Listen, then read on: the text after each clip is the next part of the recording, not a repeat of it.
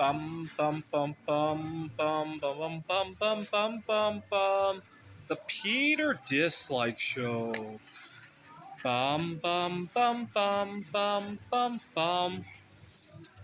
These last couple of days, I haven't had to drive. Obviously, I'm on vacation in Taiwan, and I'm starting to dread when I go home my commute. And I don't know if this is a good or a bad thing to be saying in the United States, but the hardest part of my job is the commute.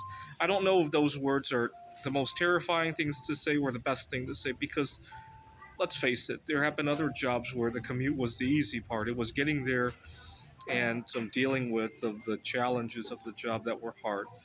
So leave a comment. If somebody can honestly say the hardest part of my job is the commute, is that a good or a bad thing?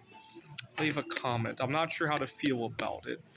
I'm not joking, by the way. When I think about my typical day, oh, I have fun at work and I get to network with people. I get to see like-minded people. Most of my colleagues are pleasant to be around. Even the ones that are not, I get to strategize around that. I learn new things. Oh, but the commute. See, I get confused sometimes, right? The commute seems like the actual work, right? The actual work seems like just breathing, right? I get confused half the time, by the way. I'm not joking when I say that. The same goes when I was tutoring.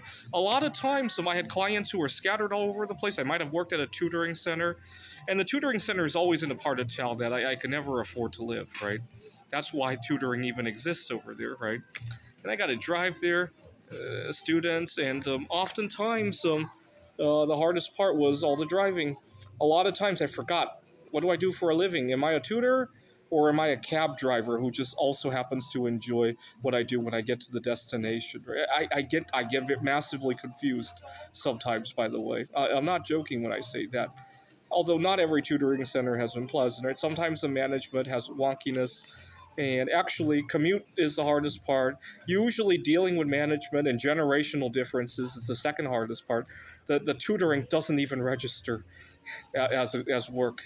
Oftentimes, that's how it is. I'm not joking when I say that. To give you an idea of what tutoring means to me, I had a student who was studying AP chemistry, and while tutoring him, we were talking about the composition of the Earth's crust, and that's when I discovered how rare bismuth is, and that's when I started investing in bismuth. I had another student who was fascinated. I was tutoring him AP computer science, and so half the class seemed like I was just showing him how I write computer games, and I use that as an example all the time. So really, the tutoring is just breathing. It's the going there and the dealing with management and sometimes dealing with parents who have unreal expectations. Oh, that was the real work. Tutoring was breathing, right? The same goes now that I teach at a community college. The commute's the hardest part. Dealing with differences in personal chemistry, rapport with the colleagues, that's not as bad as it was at the tutoring centers. It happens. But I'm really starting to dread. Now, it's not actually the time for the commute that bothers me. And I know this because right now it's the new year. The hotels around Taipei are really booked and really expensive, right? I'm staying in Tamsui, and I take the train into Taipei. This is the underground mall in Taipei, and that didn't bother me. It was an hour on the train. That didn't bother me at all. Uh, it's the fact that I have to drive alone, right? So I don't even get to meet somebody. What I might do when I get back to Phoenix is see if there's potential to carpool with somebody, right? That way, half the time I'm not driving, and I get to meet new people and talk to somebody, right?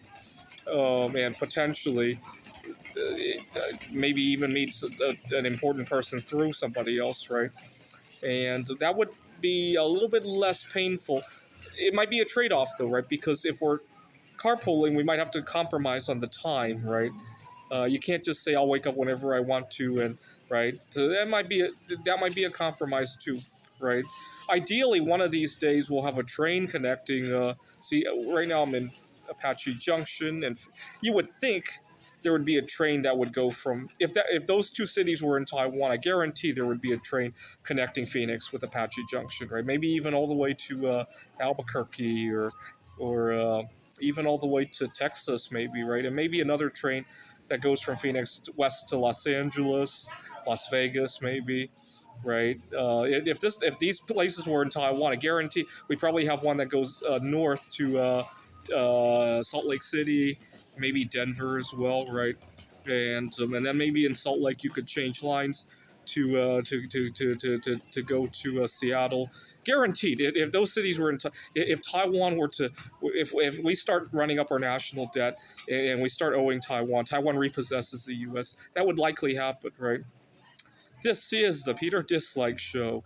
Bum bum bum bum bum bum bum bum bum bum bum bum. The Peter Dislike Show. Bum bum bum bum bum bum bum.